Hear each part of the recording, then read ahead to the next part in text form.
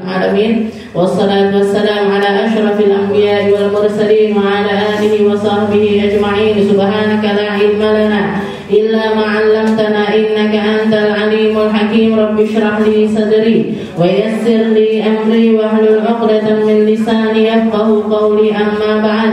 Alhamdulillah ala ni'matil Islam, alhamdulillah ala ni'matil iman, wa kafa biha min ni'mat. Alhamdulillah, segala puji bagi Allah Subhanahu wa ta'ala yang mengaruniakan kepada kita Al-Quran, yang mengaruniakan kepada kita lisannya Nabi Muhammad yang dimudahkan untuk membaca Al-Quran.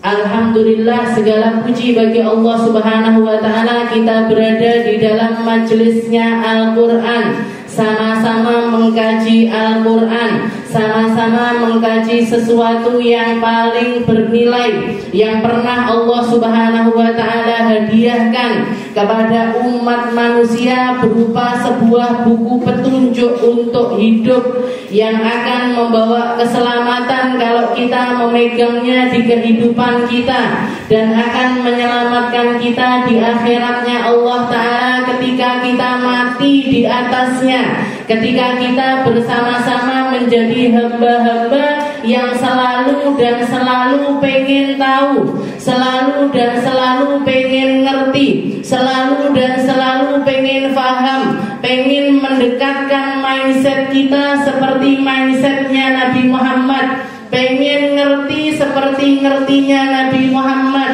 pengen paham seperti pahamnya Nabi Muhammad, yang keseluruhan Al-Quran ketika turun kepada beliau satu persatu, ayat per ayat, badannya selalu bergetar. Bahkan kalau beliau naik di atas kendaraannya, niscaya kendaraannya akan ambruk karenanya. Ketika seorang sahabat diturunkan kepada Nabi Muhammad Al-Quran dan pahanya Nabi ada di paha salah seorang sahabatnya, maka sahabat tersebut mengatakan, saya tidak pernah menemukan, saya tidak pernah melihat, saya tidak pernah merasakan sesuatu beban yang luar biasa ketimbang beban pahanya Nabi yang ada di atas paha saya ketika turun kepada beliau Al-Quran. Jadi Al-Quran ini adalah sebuah perkataan yang berat. Al-Quran ini sesuatu yang luar biasa berat. Maka ketika hati kita dikuatkan, langkah kita digampangkan, pikiran kita dibukakan untuk kita duduk di majelis-majelis semacam ini, maka itu adalah pilihan di atas pilihannya Allah Subhanahu wa ta'ala. Itu adalah karunia di atas karunianya Allah Subhanahu wa ta'ala. Itu adalah anugerah di atas sekian banyak anugerahnya Allah Subhanahu wa ta'ala yang tidak akan pernah diberikan kecuali kepada hamba-hamba yang juga akan berat nopone, berat timbangannya. Apa yang berat? Berat kebaikannya. Apa yang berat?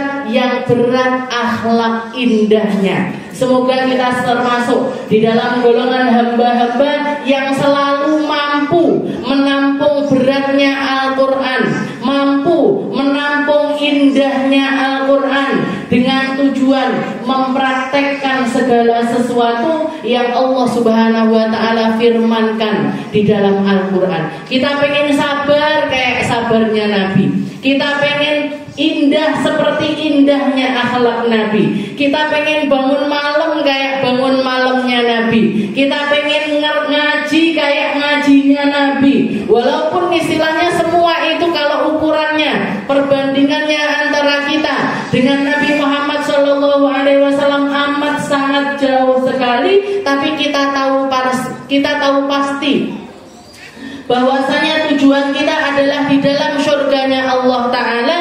Dan itu semuanya hanya bisa kita dapatkan kalau kita selalu, bukan kadang-kadang, selalu berada di belakang benderanya Nabi Muhammad Sallallahu Alaihi Wasallam. Ya Allah, saya sholat kayak Nabi Muhammad sholat. Ya Allah, saya ngaji ngaji kayak Nabi Muhammad ngaji. Ya Allah, saya tahajudan kayak tahajudannya Nabi. Masih tahajudane awake dhewe mek 2 rakaat. 2 rakaat angop terus. Rakaate mek 2, tapi angop ngalah-ngalahi suratnya. Padahal suratnya wis paling pendek bisa. Tapi ayatnya karo angope akean angope. Lah Nabi Muhammad sallallahu alaihi wasallam salat tahajudnya sekali rakaat beliau bisa baca 7 juz, nggih. Sampai sahabat yang ada di belakangnya mengatakan, "Ya Allah, saya ini keluar dari salat wis kerasa kayak wong munafik banget." Nggih. Kayak orang yang munafik. Kenapa? Karena saking seringnya timbul di dalam hatinya itu keinginan untuk mufarokoh dari sholatnya Rasulullah Sallallahu Alaihi Wasallam. Kalau kita sudah tidak jadi keinginan, Bu, mufarokoh tenanan, orang kuat ya, terus nggak kuat, sikilnya nggak kuat, tesnya nggak bisa, ngoel. Kalaupun kita mau sholat kayak gitu, cepak kursi, padahal umur saya 20, cepak kursi. Istilahnya seperti itu. Itu salatnya Rasulullah Sallallahu Alaihi Wasallam, dan itu rutinan hariannya beliau. Itu rutinan hariannya Rasul kita Nabi Muhammad Sallallahu Alaihi Wasallam. Makanya Sayyidah Aisyah ketika ditanya, "Ya Aisyah, ma'ajabul ahwal min ahwalin Nabi Sallallahu Alaihi Wasallam?" Apa kejadian yang paling indah yang pernah kamu lihat pada diri Nabi Muhammad Sallallahu Alaihi Wasallam? Maka Sayyidah Aisyah sambil menangis beliau mengatakan, "Kana haluhu kulluhu ajab." Semua yang saya lihat, semua akhlak yang saya pandang pada diri Nabi Muhammad Sallallahu Alaihi Wasallam semuanya indah. Tidurnya Nabi indah, makannya Nabi indah, minumnya Nabi indah, bahkan sekedar bercandanya Nabi Muhammad Sallallahu Alaihi Wasallam dengan istri-istrinya, semuanya itu adalah sebuah keindahan. Tapi setelah itu Sayyidah Aisyah mengatakan, di antara semua keindahan yang saya pandang pada diri Nabi Muhammad Sallallahu Alaihi Wasallam, yang paling indah adalah bangun malamnya Nabi Muhammad Sallallahu Alaihi Wasallam. Karena idza jannal lail, katanya beliau, kalau sudah datang setengah malam atau sepertiga malam yang terakhir, wa khala kullu habibin bihabibih, setiap pecinta akan memilih untuk berdua-duaan dengan siapa yang dia cintai, fa khala habibun bihabibih, maka Nabi Muhammad pun menyendiri berdua-duaan dengan kekasihnya. Faqama yunaji rabbah, maka beliau berdiri sambil melantunkan munajat yang luar biasa indah dengan derayan air mata, hatta tala'a alaihil fajr, sampai datang waktu subuh. Itu paling indahnya kehidupan atau haliyahnya Rasul kita Nabi Muhammad Sallallahu Alaihi Wasallam. Itu perkataannya Sayyidah Aisyah, dan itu menjadi hari-harinya beliau sampai subuh. Beliau kalau bangunnya tengah malam, ya tengah malam itu berdiri sholat sampai subuh. Kalau bangunnya beliau sepertiga malam yang terakhir, ya sepertiga malam tersebut sampai subuh. Bahkan tidak jarang, hampir malam-malamnya beliau semua terisi dengan sholat ataupun iktikaf dan juga sujud.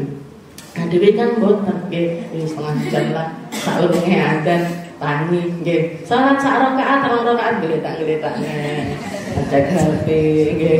Yang parah lagi nggih, manusia-manusia akhir zaman ini metune nggih keri niki nggih. Jadi istilahnya manusia-manusia cap akhir niki nggih. Tangi terus dinyalakan HP-nya nggih.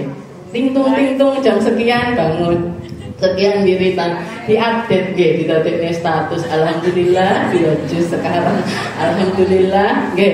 Nah, ini manusia keri-keri nggih. Apa riak mereka? Belum tentu nggih, belum tentu.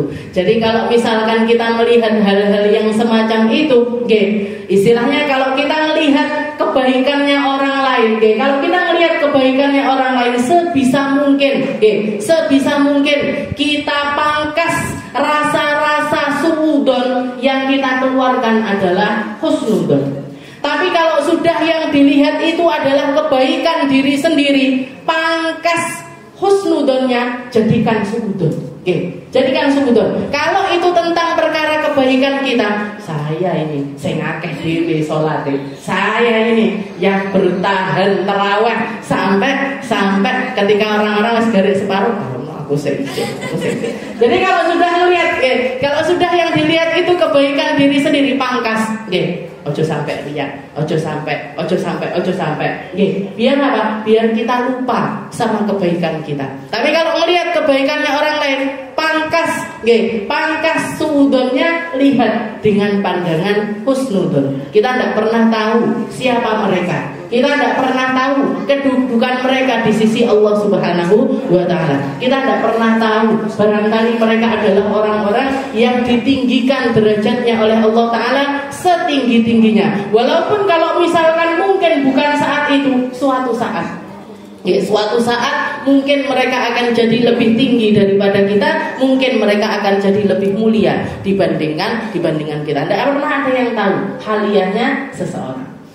Kita masuk kembali ke dalam pembahasan kita. Minggu kemarin peraih sekali, karena kejadian yang tidak terduga. Mungkin Allah Ta'ala menyempurnakan majelis kita sampai akhir. Mungkin Allah Ta'ala menyehatkan kita semuanya, dohir batin kita bisa terus-terusan mengkaji perkara-perkara yang datangnya dari Allah Subhanahu wa Ta'ala. Dan di sini memang saya sengaja pakainya ayat-ayat yang pendek-pendek, karena saya tahu ini surat-surat langganan yang jenengan. Jadi minimal lepas ngaji Al-Kautsar, Al-Maun, ngerti maknanya. Bisa ngerteni apa isinya.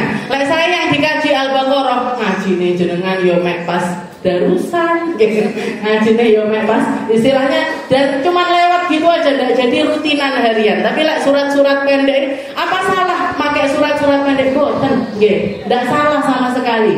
Bahkan salah seorang sahabat, Nabi Muhammad itu pernah negur sahabat karena sholat pakai surat panjang, tapi tidak pernah negur sahabat yang sholat pakai surat pendek. Tidak pernah negur sahabat yang pakai surat pendek, tapi yang ditegur adalah sahabat yang menggunakan surat-surat panjang. Seperti Sayyidina Ka'ab, katanya Nabi, afattanun anta ya Ka'ab, apa kamu jadi orang yang akan menimbulkan fitnah di mana-mana wahai Mu'ad? Bukan Sayyidina Ka'ab, Sayyidina Mu'ad, ya Mu'ad, afattanun anta ya Mu'ad, apa kamu jadi tukang fitnah wahai Mu'ad? Gara-gara nopo? Gara-gara beliau itu sholat maghrib pakainya surat Al-Baqarah. Jadi keliwat sampai isya. Jadi istilahnya seperti itu keadaannya. Jadi Rasulullah negur sahabat yang ngimami sholat pakai surat yang pendek, tapi pakai surat panjang. Kalau surat pendek tidak pernah ditegur. Bahkan dikatakan, ya Mu'ad, kalau kamu jadi imam sholat, cukup baca surat Ad-Duha. Cukup kalau mau agak panjang, cukup baca surat Sabbihis. Baca surat Sabbihis. Amayata sa'alu ojo. Sing sak lembar punjul titik niku nggih. Padahal nek sak lembar punjul sedikit. Jangan. Kalau kamu jadi imam, jangan jadi imam yang memanjang-manjangkan sholat. Karena kamu nggak tahu yang di belakang kamu ini siapa. Mungkin ada orang yang lagi sakit, mungkin ada orang yang tua renta, mungkin ada ibu-ibu yang ninggal anaknya, anaknya sik cilik ditinggal di rumah, ibu sholat, kepikiran nangis apa ora, rewel apa ora, ceblok kok kasur apa ora, wis pikirane ning gone anake malian, itu untuk sholat fardu. Tapi kalau untuk sholat sunnah silahkan, kalau untuk sholat sunnah silahkan. Apalagi sudah ada kesepakatan kesepakatan sebelumnya silakan. Nggih, kayak misalkan jenengan datang ke masjid di pondoknya Habib Mustafa, nggih, di pondoknya Habib Mustafa. Di sana salat tarawihnya 23 rakaat, nggih, 23 plus witirnya yang dibaca 1,5 juz sampai 2 juz. Silakan. Nggih, silakan. Di tempatnya Habib Umar bin Hafid juga seperti itu. Bahkan yang laki-laki, nggih, anak-anak Darul Mustafa yang mondok di tempatnya Habib Umar, itu sepanjang malam kalau sudah Ramadan itu pindah dari masjid ke masjid sampai dapat 4 paket sholat tarawih. Oke, sholat tarawih pertama di Darul Mustafa habis Isya sampai jam 10. Nanti pindah ke Masjid Ba'alawi dari jam 10 sampai jam 12. Nanti pindah lagi ke Masjid Segaf dari jam 12 sampai jam 2. Sampai ditutup nggih jam 2 sampai jam 3:30 niku sholat tarawih yang terakhir. Jadi sampai 4 kali. Dan Habib Umar sering kali pindah dari satu masjid ke masjid yang lainnya bawa murid-muridnya. 4 paket sholat tarawih semalam, dalam semalam. Habis itu masih ditutup lagi dengan witir. Witirnya pun baca satu juz. Witirnya baca 11 rakaat itu yang dibaca adalah 11 juz. Itu orang-orang istimewa. Jadi sudah ada kesepakatan dulu. Lain nggone kampung dalam Darussalam ini ya. Kuliah kul paling akeh. Surat kul yang paling akeh. Betul napa nggih? Enggak apa-apa. Pede aja. Rasulullah lho sing ditegur sing surat itu. Sing enggak tahu gitu. Tapi nggih ojo kecedeken. Waladhdallin. Amin. Bismillahirrahmanirrahim. Yasin. Allahu akbar. Amin. Allahu akbar. Toha nggih. Diambil yang mendek-dek depannya tok bisa. Ya, eman. Bukan enggak boleh, bukan nggih. Bukan enggak sah, bukan. Tapi ini loh Ramadan, ini loh Ramadan. Di belahan bumi sana, di sebagian masjid-masjid sana, di sebagian tempat-tempat sana, ada orang-orang yang berlomba-lomba begitu besarnya, begitu luasnya, begitu panjangnya untuk nyari ridhonya Allah Ta'ala. Adewe mek make rong ayat. Bukan rong ayat, sa-ayat nggih, pakai fawatihus suwar tok. Niki ade perang nggih. Hah? Jare Ramadan. Hah, kamu nggih. Nek tak selamat niki ya. Nggih. Sing iki kaum pinggiran gitu. Kaum pinggiran. Jadi istilahnya tapi tetap ada kebaikan di semua tempat. Ya, tetap ada kebaikan, tetap ada hikmahnya. Kok ada orang sholat baca fawatihus suwar gitu tok nggih. Mungkin pangsa pasarnya lain, mungkin istilahnya gini, sama kayak halnya orang dagang, orang dagang. Kita mau beli, jenengan mau nyari jilbab harga 10.000, harga 15.000, akeh, banyak, gitu. Ada juga harga 200.000, 300.000 ada.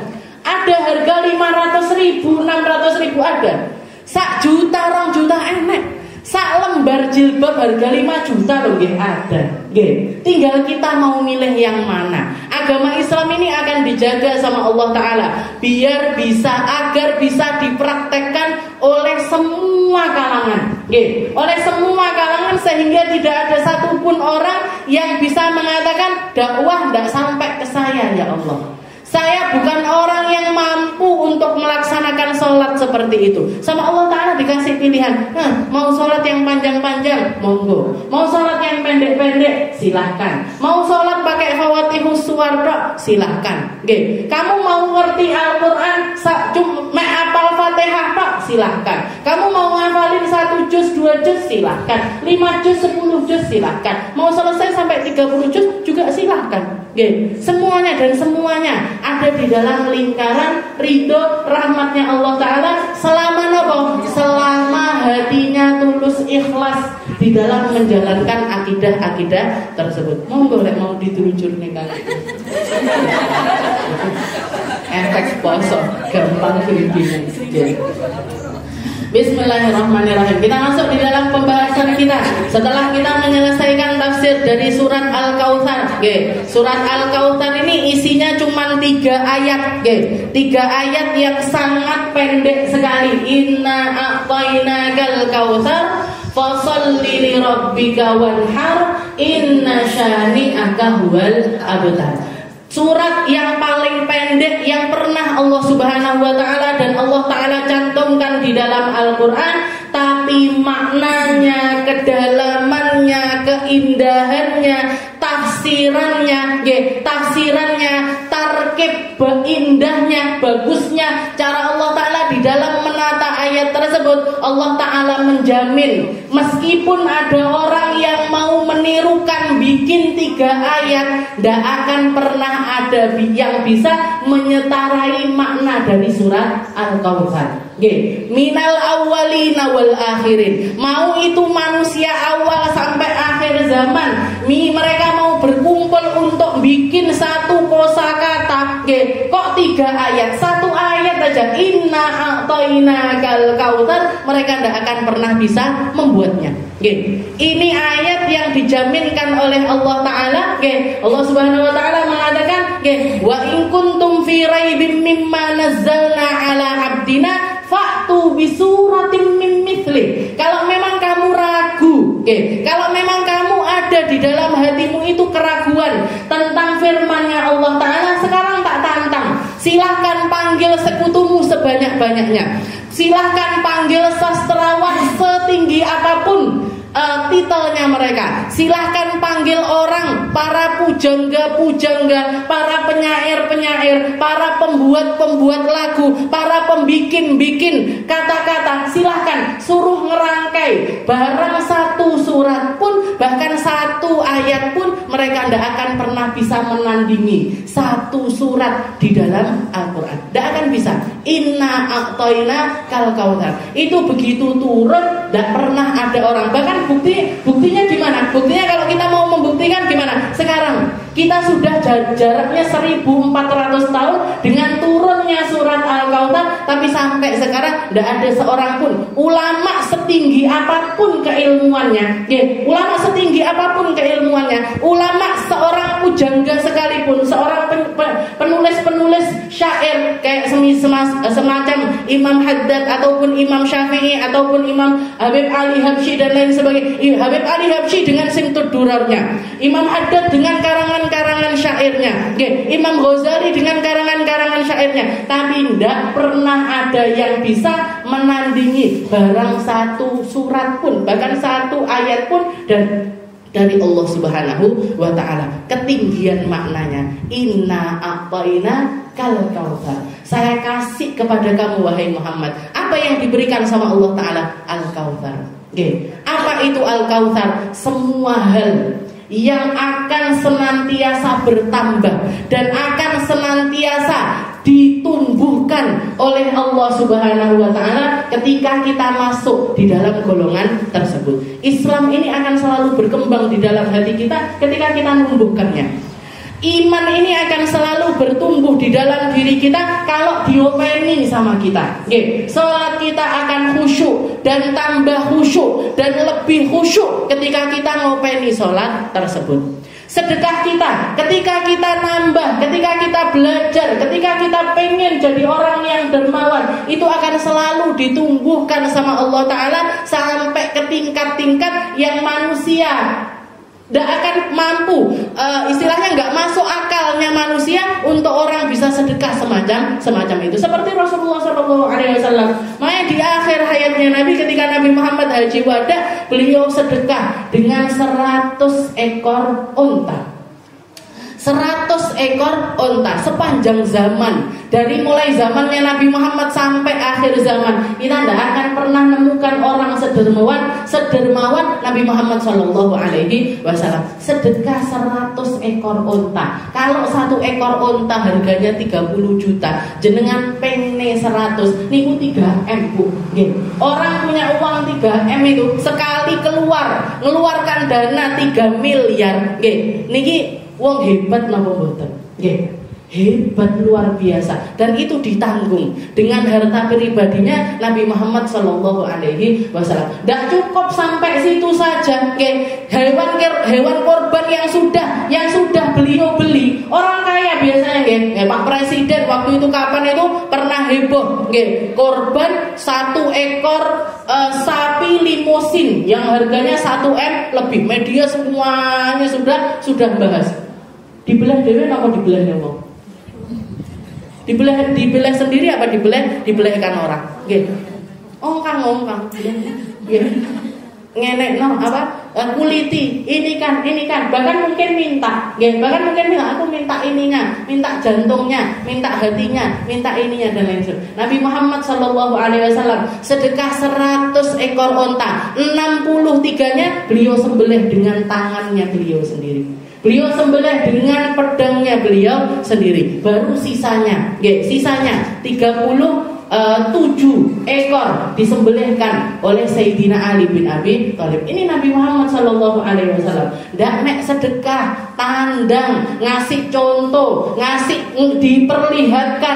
diperlihatkan gimana caranya nyembelih, gimana caranya menghormati orang yang diberi, gimana caranya menghormati diri sendiri yang menginfakkan hal tersebut. Karena dan beliau ketika nyembelih itu sambil mengatakan Allahumma minka wa ilaika, ya Allah, ini darimu dan untukmu. Ini harta darimu, saya persembahkan untukmu. Ini tangan saya darimu, saya persembahkan untukmu. Ini lisan darimu, saya persembahkan untukmu. Itu Nabi Muhammad SAW. Puncaknya semua akhlak yang indah, puncaknya kebaikannya manusia. Puncaknya kebaikannya manusia. Inna a'tainakal kautsar. Jadi al-kautsar ini, bukan cuman sekedar istilahnya telaga al-kautsar yang dijanjikan oleh Nabi untuk Nabi Muhammad SAW itu hanya satu dari sekian banyak simbol kebaikannya Nabi Muhammad yang akan terus bawa kebaikan. Baik bawa kebaikan. Kebaikan yang kedua bawa kebaikan lagi. Kebaikannya lagi bawa kebaikannya lagi. Terus sampai akhir zaman. Berkembang. Orang kalau nyambungkan diri sama Nabi Muhammad SAW, semua hal yang ada pada dirinya akan terus berkembang. Namanya tambah harum, hartanya tambah barokah, rumahnya tambah terasa luas, anak-anaknya jadi investasi sampai akhirat, semuanya akan berkembang. Kalau kita nyambungkan diri pada diri Nabi Muhammad SAW. Al-Kautsar telaganya Nabi itu simbolnya. Simbol, istilahnya maskotnya. Kalau kamu nyambungkan diri sama Nabi Muhammad, kamu akan jadi salah satu hamba yang akan diizinkan untuk meminum dari telaga mulia Nabi Muhammad SAW. Dan semua nabi-nabi punya telaga masing-masing. Semua nabi-nabi mempunyai telaganya masing-masing. Bahkan Rasulullah SAW mengatakan, saya melihat ada seorang nabi yang berdiri di samping telaganya, dan yang mampir di telaga tersebut cuma 1-2 orang. Ada seorang nabi yang lainnya yang ketika berdiri di samping telaganya, yang datang untuk minum dari situ hanya 10-15 orang. Ada nabi yang ketika berada di samping telaganya, yang datang tidak sampai 70 orang. Dikatakan itu adalah Nabiullah Nuh. Nabi Nuh yang dakwahnya 1000 kurang 10 tahun, yang iman sama beliau itu tidak sampai 70 orang. Semuanya tapi dipersilahkan untuk minum dari telaganya Nabiullah Nuh. Ketika Rasulullah melihat ada seorang nabi yang didatangi telaganya ini oleh ribuan orang, banyak sekali orang yang minum dari telaganya, katanya Nabi, tak kira itu adalah umatku, tapi ternyata yang datang itu adalah umatnya Nabiullah Musa. Setelah Nabi Muhammad, yang punya umat terbanyak adalah Nabiullah Musa. Dan ternyata di belakang umatnya Nabi Musa, saya melihat ada gerombolan manusia, minal ufuqi ilal ufuk, dari pojok sana sampai pojoknya padang mahsyar yang kanan sampai pojoknya padang mahsyar yang sebelah kiri, dengan bendera-benderanya mereka, dengan atribut-atributnya mereka, ribuan kali lipat dibandingkan umatnya Nabiullah Musa. Mereka diizinkan untuk minum dari telaganya Nabi Muhammad SAW. Setelah itu Allah Ta'ala mengatakan, ya Muhammad, minhum di antara mereka 70.000 yadkhuluna al-jannah bighairi hisab. Di antara sekian banyak umatmu itu ada 70.000 orang yang akan masuk surga tanpa hisab, tidak pakai hisab. Allahumma ja'alna minhum. Muga-muga dhewe masuk golongan tersebut. Tapi lek 70.000 Bu, tak jatah buat sahabat. Tapi sahabatnya Nabi lebih dari 1 juta, lebih dari 1 juta orang. Maksudnya ketika Nabi Muhammad wafat itu ada lebih dari 1 juta sahabat yang tinggal di negeri Madinah. Lek 70.000 sudah kemana nanti? Tidak kemana. Akhirnya Rasulullah SAW ngerayu-ngerayu lagi sama Allah Ta'ala, ya Allah tambahi kok ditimen cuma 70.000. Akhirnya Allah Ta'ala mengatakan dari 70.000 tersebut setiap satu orangnya bisa istilahnya tak tambahi lagi 70.000 kedua. Oke. 70, jadi 70.000 orang. Setiap satu orangnya ditambahi 70.000. Jadi 70.000 kali 70.000. Jangan hitung dewe saya. Okay. Segitu Nabi Muhammad masih minta lagi, Allah tambahi lagi, ya Allah tambahi lagi. Ya sudah, dari level kedua 70.000 itu akan saya tambah lagi 70.000 orang. Okay. Akan saya tambah lagi 70.000 orang. Katanya Nabi, saya kurang nih ya Allah. Masih kurang lagi ya Allah. Ya sudah, kalau gitu wahai Muhammad, yang akan aku masukkan ke dalam surga tanpa hisab, tidak pakai dihisab sama Allah Ta'ala, sebanyak 3 kali ciduan. 3 kali ciduannya Allah Subhanahu wa Ta'ala. Istilahnya sudah ada hitung-hitungan. Siki seret, disaruh 3 kali mereka yang akan masuk surga bi ghairi hisab, tanpa adanya hisab. Allahumma ja'alna min. Itu inna a'tainakal kautsar. 3 ayat pendek, tapi manusia awal bahkan setelah sudah berjalan 1400 tahun tidak ada satupun orang yang mampu menandingi atau bikin yang semisal dengan Al-Kautsar. Pernah ada di zamannya Rasulullah SAW seorang laki-laki yang ngaku sebagai nabi, namanya Musailamah. Namanya adalah Musailamah. Dengan pedenya dia nulis surat kepada Rasulullah SAW. Ya Muhammad, min Musailamah Nabiullah ila Muhammad Nabiullah, katanya dia. Jadi suratnya judulnya dari Musailamah nabinya Allah kepada Muhammad nabinya Allah. Ya Muhammad, syaraknaka fin nubuwah, saya diutus sama Allah Ta'ala untuk nemenin kamu jadi nabi. Katanya Musailamah, saya disuruh sama Allah Ta'ala untuk nemenin kamu di dalam kenabian. Katanya istilahnya, dan setelah itu baru ketahuan niatnya di ayat di suratnya yang selanjutnya, di bait yang selanjutnya. Dia mengatakan, wahai Muhammad, innal ardu ardullah, sesungguhnya bumi ini adalah punyanya Allah. Dibagi loro ya. Separuh punyanya Bani Hashim, separuh punyanya saya. Separuh punyanya Bani Hashim, separuh punyanya saya. Ini katanya Musailamah. Dibalas sama Nabi Muhammad SAW. Dibalas dengan judul Min Muhammad Rasulillah ila Musailamah al-Kadzdzab. Dari Muhammad Rasulullah, utusannya Allah kepada Musailamah, yang apa yang bersumber darinya semuanya adalah kebohongan. Semuanya adalah, jadi Musailamah itu namanya, Al-Kadzdzab itu julukannya. Yang juluki siapa? Nabi Muhammad SAW. Sampai sekarang terkenal dengan nama Musailamah Al-Kadzdzab. Dijawab sama Nabi Muhammad, innal ardu ardullah yurithu bihi mayyasha min ibadi. Katanya Nabi Muhammad, bumi ini punyanya Allah, benar. Tapi yang mau memiliki bumi ini bukan saya, bukan kamu, bukan siapapun juga, tapi hamba-hamba Allah yang ingin Allah Ta'ala wariskan kepada mereka. Tanah-tanah tersebut terserah Allah, terserah Gusti Allah. Yang mau memiliki bumi ini siapa? Kok kamu sing bagi-bagi, separuh aku, separuh kamu. Ya yuridu biha mayyasha. Allah Ta'ala yang akan membaginya kepada hamba-hambanya, siapapun yang Allah Subhanahu wa Ta'ala kehendaki. Ngarang ayat banyak sekali, termasuk diantaranya surat, dia bikin surat yang mirip-mirip dengan Al-Kautsar. Inna a'tainakal kautsar, katanya.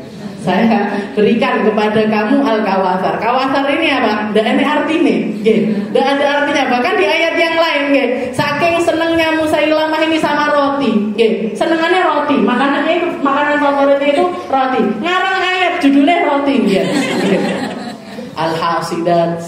Al-hasidati hasdan, wazariati zar'a, wattahinati tohna, katanya dia.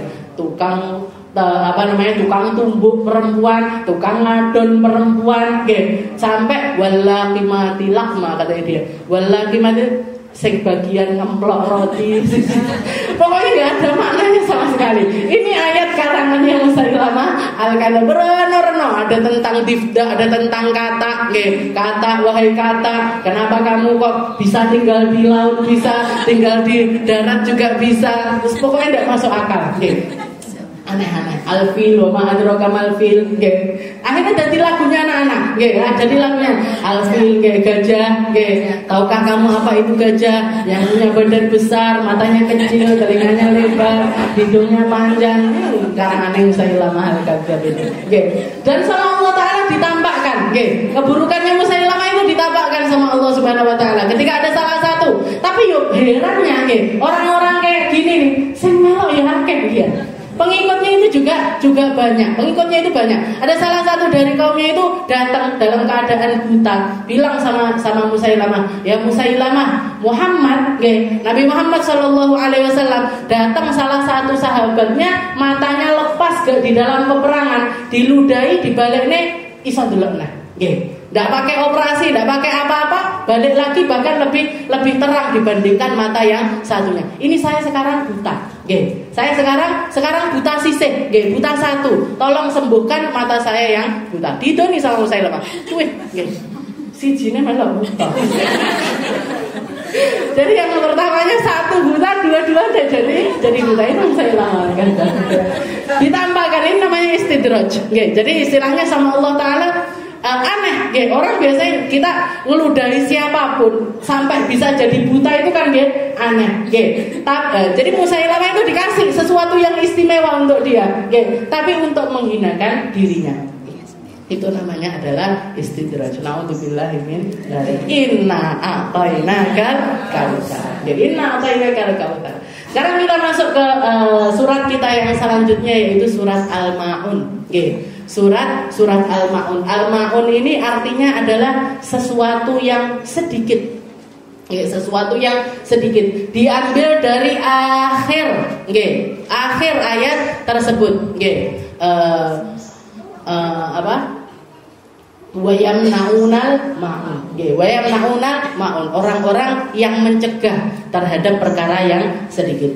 A'udzubillahi minasyaitonirrajim. Bismillahirrahmanirrahim. Surat Al-Ma'un. Surat Al-Ma'un Makkiyah au Madaniyah au nisfuha wa nisfaha wa hiya sittun au sab'a ayat. Dikatakan surat ini ada yang bilang Makkiyah. Makkiyah itu berarti turun di Mekah. Ada juga yang bilang kalau turunnya itu di Madinah. Au nisfuha wa nisfuha, atau ada yang bilang separuhnya turunnya di Mekah, separuhnya lagi turunnya di Madinah. Dan jumlah ayatnya sittun aw sab'a ayat. Ada yang bilang 6, ada yang bilang 7 ayat. Ara'aital ladzi yukadzibu biddin. Di ayat yang pertama Allah Subhanahu wa taala mengatakan ara'aital ladzi yukadzibu biddin. Tahukah kamu wahai Muhammad, siapakah para pendusta-pendusta agama? Siapakah orang-orang yang menjadi bagian dari kebohongannya agama? Mereka beragama, tapi agama itu hanya menjadi kedoknya mereka aja.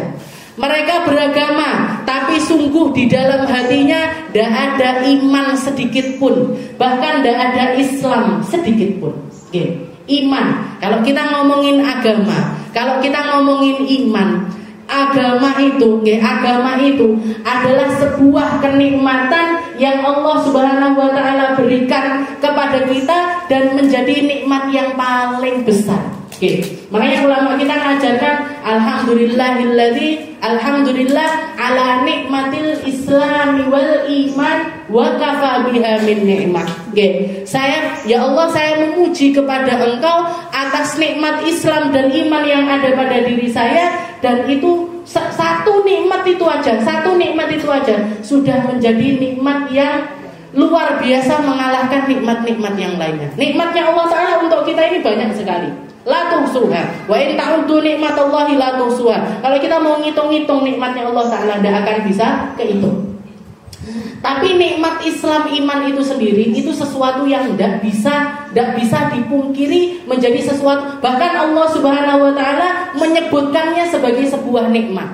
Al-yauma akmaltu lakum dinakum wa atmamtu alaikum ni'mati wa raditu lakumul Islam madina. Ketika Nabi Muhammad haji wada berdiri di padang Arafah di hari Jumat, beliau mengatakan, turun ayat kepada Nabi Muhammad yang mengatakan, al-yauma akmaltu lakum dinakum, wahai Muhammad, hari ini aku sempurnakan agamamu, wa atmamtu alaikum ni'mati, dan nikmat ini, agama yang aku sempurnakan ini akan menjadi penyempurna dari setiap kenikmatan yang kamu punya.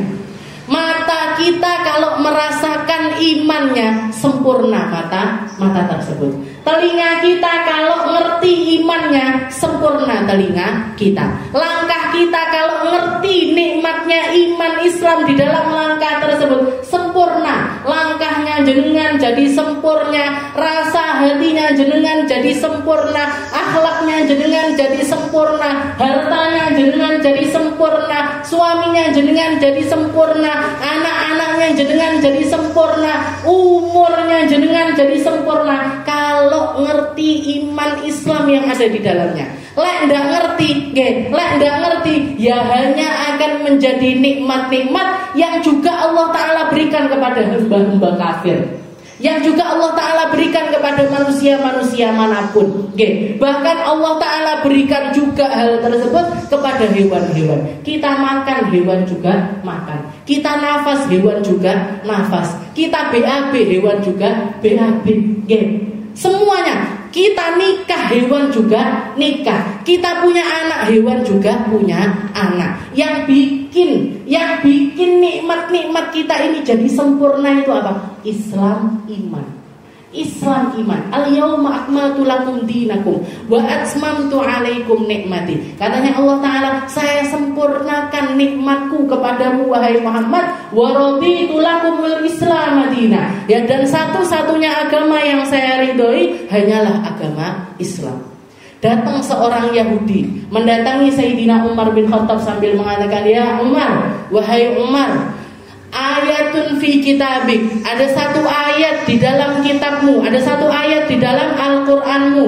Kalau misalkan ayat itu turun kepada kami orang Yahudi, kalau ayat itu ada di dalam Taurat kami, niscaya akan saya jadikan hari tersebut sebagai Yaumul Id, akan kami jadikan hari raya. Saking indahnya ayat tersebut.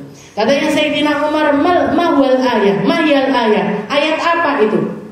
Dibacakan, al-yauma akmaltu lakum dinakum wa atmamtu alaikum nikmati wa raditu lakumul Islam madina.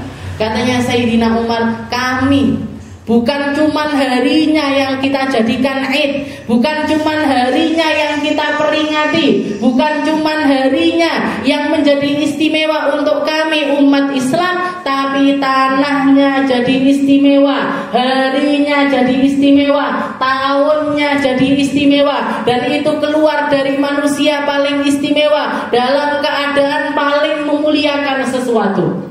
Kapan itu wahai Umar? Kapan hal itu terjadi wahai Umar? Ketika Rasulullah Shallallahu Alaihi Wasallam melaksanakan ibadah paling mulia, yaitu ibadah haji. Di hari paling mulia, yaitu hari Arafah. Di tempat paling mulia, di padang Arafah. Beliau berdiri tegak menghadap kami sambil membacakan ayat tersebut. Al-yauma akmaltu lakum dinakum wa atmamtu alaikum ni'mati wa raditu lakumul Islam madina. Dan ketika Nabi Muhammad membacakan ayat tersebut, jarinya tidak pernah berhenti ngadep ke atas langit sambil mengatakan, Allah Allahumma hal ballaghtu, Allahumma hal ballaghtu, Allahumma hal ballaghtu. Dijawab sama semua hadirin yang ada di tempat tersebut, bala qad ballaghta ya Rasul. Jadi Rasulullah mengatakan, bukankah aku sudah nyampaikan semua tentang Islam? Nggih.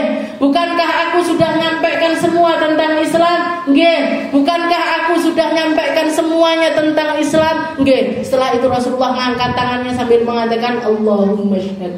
Ya Allah, saksikan. Saksinya sekian banyak orang, saksinya sekian banyak mata, saksinya sekian banyak telinga. Agama ini sempurna. Agama ini disempurnakan sama Allah Ta'ala. Kalau kita tidak ngerti tentang Islam, bukan Islam yang kurang kita.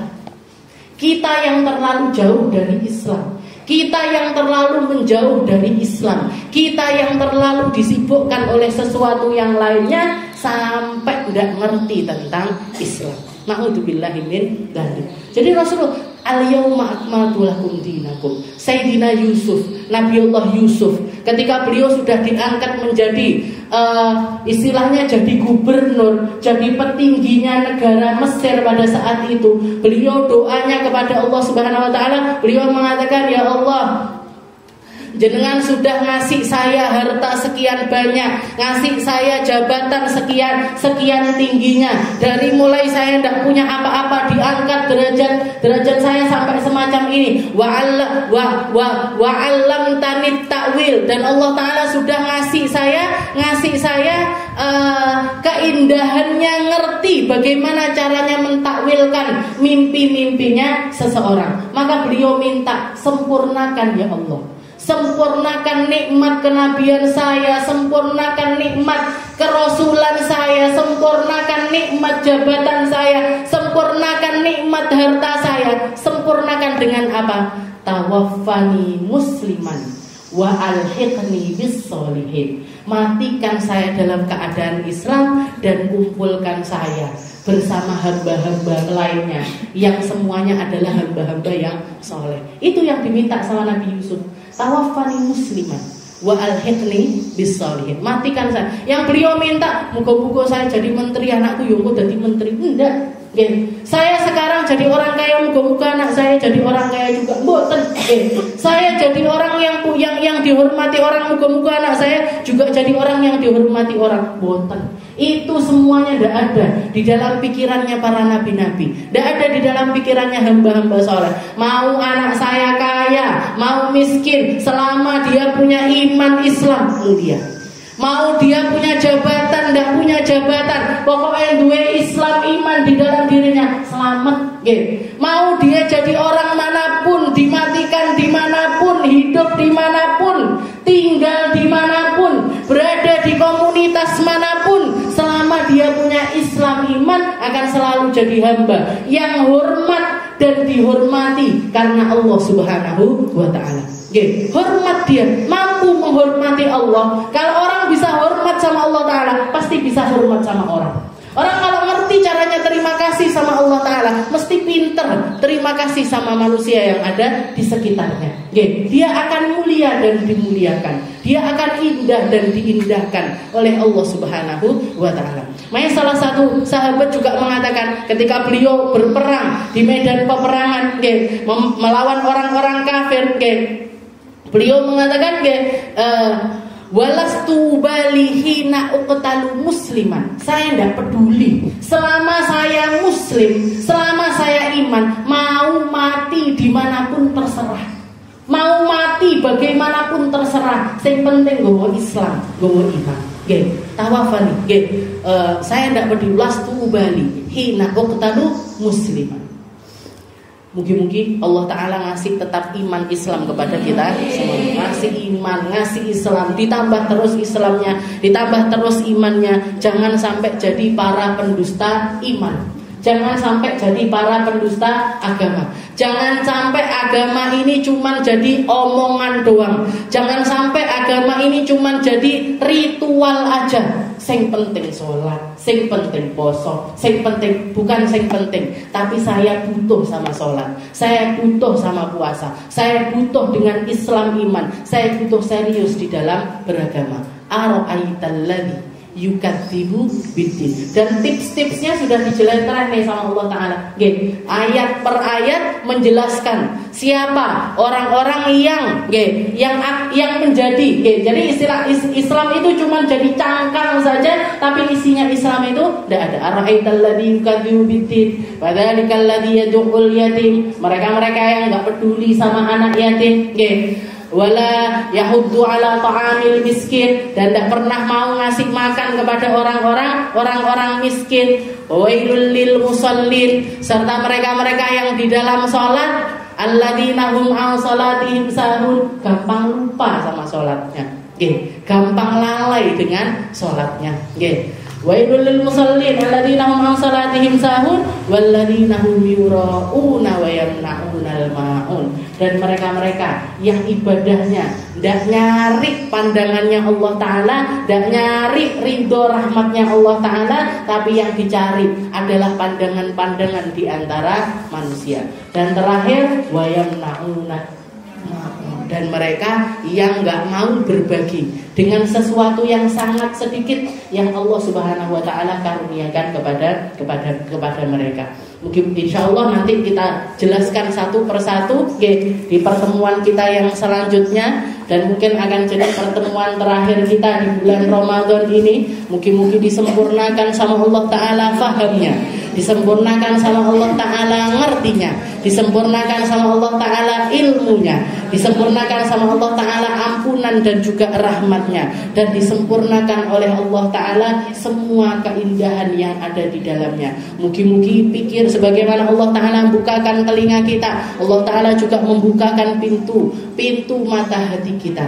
Semoga sebagaimana Allah Subhanahu wa Ta'ala menghadirkan kita, semoga kita juga termasuk hamba-hamba yang selalu hadir dan dihadirkan di tempat-tempat yang penuh kebaikan. Dimanapun tempat kita, di musola manapun, bersama kelompok manapun, selama kita bawa Islam dan juga iman, Allah Ta'ala akan selalu merahmati dan juga meridhoi kita. Mungkin dimudahkan oleh Allah Ta'ala, diistiqomahkan oleh Allah Ta'ala, disehatkan zahir dan juga batinnya, dipanjangkan umurnya untuk bisa menikmati hari-hari Ramadan dengan penuh dengan kesempurnaan. Dan semoga Allah Subhanahu wa Ta'ala mengakhirkan hidup kita dalam keadaan Islam yang indah, dalam keadaan iman yang indah, dalam keadaan husnul khatimah. Ala hadhihi niyyah wa ala niyatin salihah wa ila hadratin Nabi Muhammad sallallahu alaihi wasallam bisirril Fatihah.